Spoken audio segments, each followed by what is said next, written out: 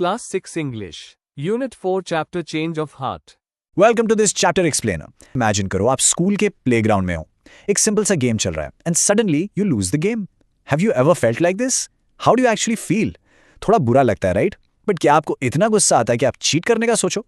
Well, आज हम NCERT English का जो चैप्टर कवर करने वाले हैं उसकी कहानी के मेन कैरेक्टर प्रभात के साथ कुछ ऐसा ही था। Let's explore his story. आज हम इस पूरे चैप्टर को thoroughly समझेंगे। We'll start with the obsession with winning, followed by the big badminton match and a real change of heart. उसके बाद we'll look at the grammar section, covering the past perfect tense, jump into some exam boost questions, and finish off with a summary and quick quiz. Ready? Let's dive in. Section 1. The obsession with winning. Have you ever seen a classmate जो absolutely हारना accept नहीं कर सकता? Like, उनके लिए एक simple सा school game भी literally world top final होता है। हमारा कैरेक्टर प्रभात बिल्कुल वैसा ही था। Just listen to this line from the textbook. He thought that losing was the worst thing that could happen to anyone. ये part actually काफी interesting है। प्रभात एक simple marbles का game भी नहीं हारना चाहता था। He was obsessed with winning. अगर उसे थोड़ा सा भी लगता कि वो हार जाएगा तो वो गेम खेलता ही नहीं था। ध्यान दो, ये कंपैरिजन स्टोरी का मेन कॉन्फ्लिक्ट सेट करता है। एक तरफ है Prabhat, who is stressed, plays only to win and avoids games he might lose, और दूसरी तरफ एक नया स्टूडेंट आया है Surya. Surya is totally the opposite. वो एकदम रिलैक्स्ड है, plays purely for fun and he just smiles and jokes around. ये बिल्कुल ऑपोजिट माइंडसेट्स ही आगे चलकर हमारी स्टोरी को एक मेजर टर्निंग पॉइंट पर ले आते हैं। Before we move forward, एक important word समझना जरूरी है। Terrible. It means feeling very unhappy or awful. Hindi में कहें तो बहुत ज्यादा बुरा लगना। प्रभात के लिए हारना सिर्फ सैड नहीं था, it was terrible. The mere thought of losing made him feel completely awful. उसका ये intense emotion याद रखना। It's really important for understanding his personality. Section 2. The Big Badminton Match. आगे जो होने वाला है वो बहुत इंपॉर्टेंट है।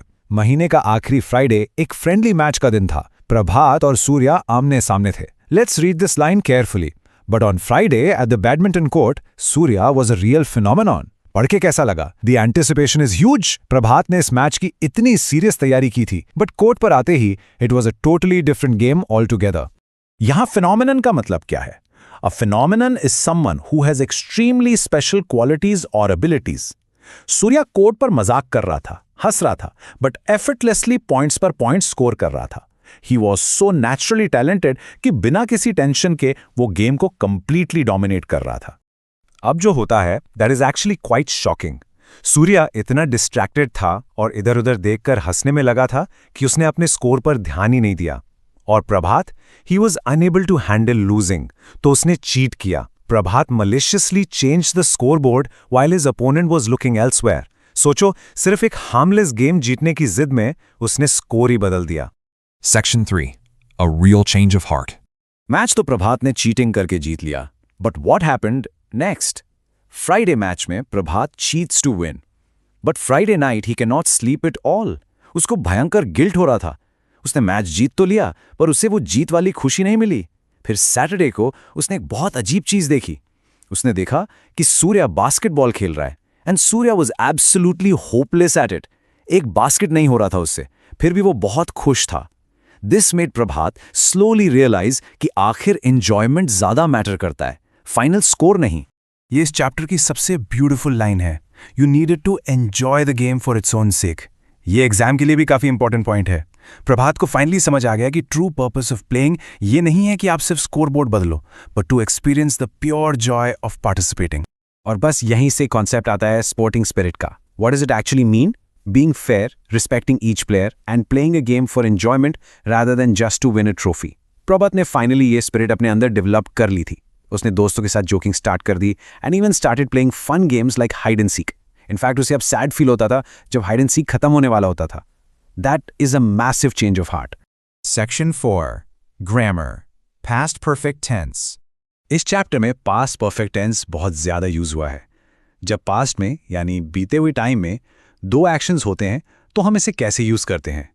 सिंपल है, जो एक्शन सबसे पहले हुआ, द फर्स्ट एक्शन और ओल्ड एक्शन, उसके साथ हम हमेशा past perfect यूज करते हैं, लाइक had played या had won। और जो बाद में हुआ, द सेकेंड एक्शन, वो रेगुलर पास्ट टेंस में रहता है, जैसे was discussing या did not feel। ध्यान दो, ये एग्जाम में डायरेक्टली आ सकता है, so let's break this down into logical steps. Step 1, identify the 2 past actions. Sentence में दोनों पास्ट एक्शंस ढूंढो। Step 2, find which action happened first. जो सबसे पहले हुआ वो हमारा ओल्ड एक्शन है। And step 3, simply add had plus the past participle यानी वर्ब की थर्ड फॉर्म उस फर्स्ट एक्शन के आगे लगा दो। That's it, easy right? Section 5. Exam Boost Questions.